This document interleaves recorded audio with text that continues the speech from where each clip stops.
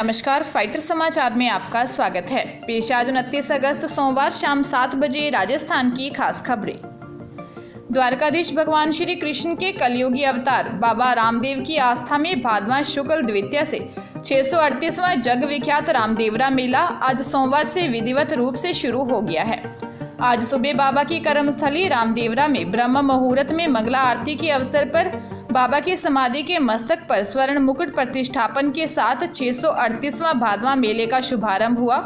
प्रशासनिक तौर पर मेले के शुभारंभ से पहले ही बाबा की समाधि के दर्शनों के लिए लाखों की संख्या में श्रद्धालु रामदेवरा पहुंच रहे हैं। रामदेवरा में आने वाले हर गली हर सड़क बाबा रामदेव के रंग में रंगी हुई नजर आ रही है।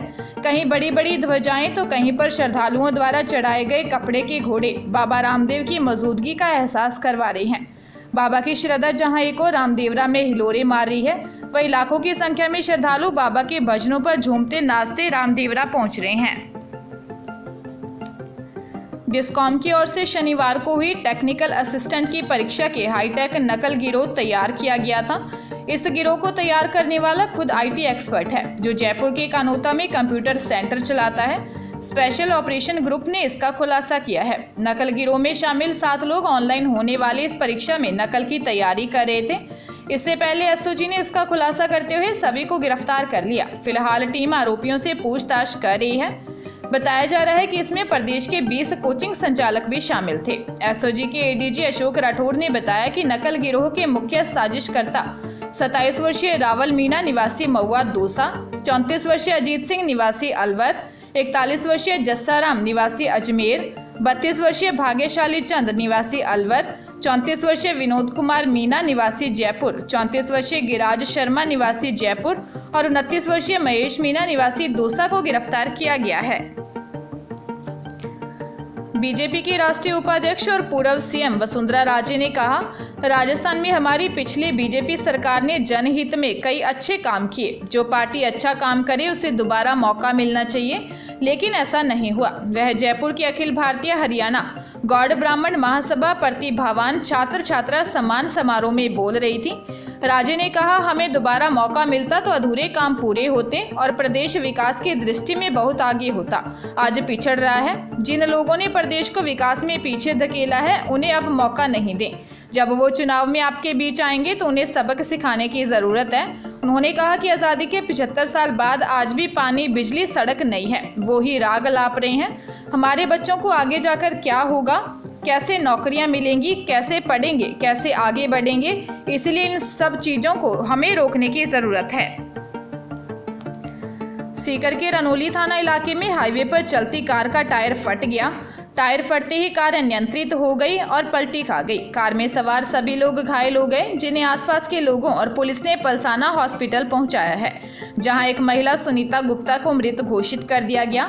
7 घायलों को इलाज के लिए सीकर भेज दिया गया, जहां 3 लड़कियों को प्राथमिक उपचार के बाद छुट्टी दे दी गई।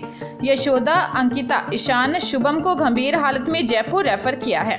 जानकारी के मुताबिक यह सभी एक ही परिवार के लोग थे, जो गोरखपुर से सालासर और खाटू श्याम जी के दर्शन करने के लिए आए थे। खाटू श्याम के दर्शन करने के बाद ये आज सालासर गए हुए थे। फिलहाल रनोली पुलिस पूरे मामले की जांच में जुटी है। राजस्थान लोक सेवा आयोग की ओर से निकाली गई स्वायत्त शासन विभाग में कुल 118 विभिन्न प्रशासनिक एवं तकनीकी पदों पर भर्ती के लिए कैंडिडेट्स आज से आवेदन कर सकते हैं। लास्ट डेट 27 सितंबर है। इसमें सहायक अभियंता सिविल के 41 पद, राजस्व अधिकारी ग्रेड द्वितीय के 14 पद और अधिशासी अधिकारी वर्ग चतुर्थ के 63 पद हैं। आयोग सचिव HL अटल ने बताया कि अभ्यर्थियों का चयन प्रतियोगी परीक्षा के माध्यम से होगा। जरूरत पड़ने पर आयोग द्वारा मूल्यांकन में स्केलिंग, मॉडरेशन, नॉर्मलाइजेशन पद्धति को अपनाया जा सकेगा।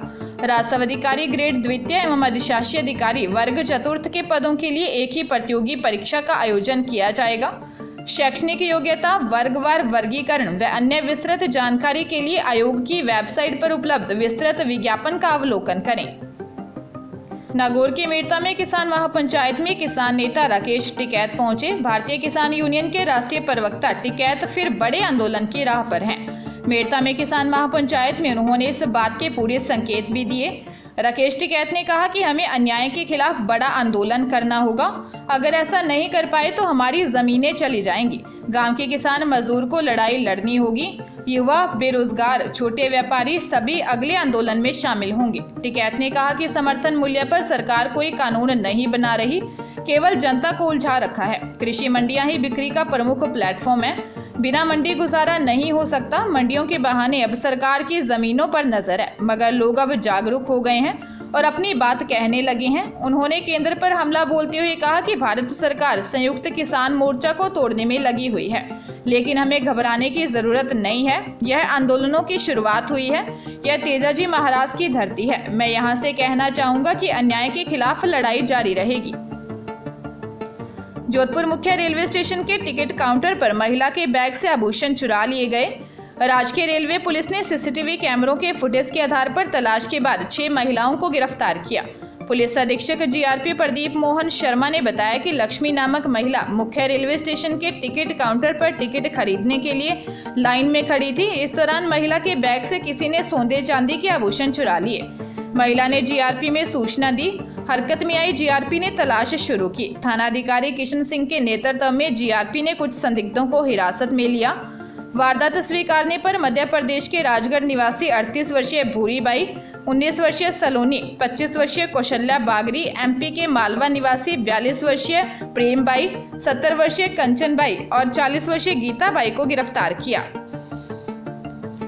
पहाड़ों पर हो रही बारिश ने कहर बरपा रखा है। उत्तराखंड में 3 जिलों में भारी बारिश की चेतावनी जारी की गई है।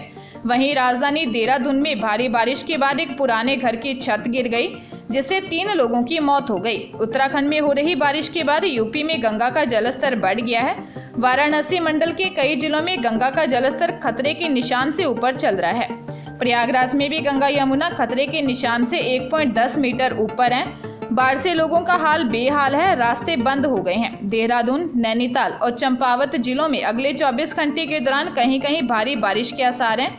इसके मद्देनजर मौसम वैज्ञानिकों ने येलो अलर्ट जारी किया है। मौसम विभाग की ओर से जारी एडवाइजरी के मुताबिक इन जिलों में ज्यादातर इलाकों में तेज गर्जना के साथ कहीं कहीं भारी बारिश की संभावना है। देहरादून में भारी बारिश के बाद राजपुर के काट बंगला में एक पुराने घर की छत गिरने से उसमें 3 लोग दब गए। तीनों के शव निकाल लिए गए हैं।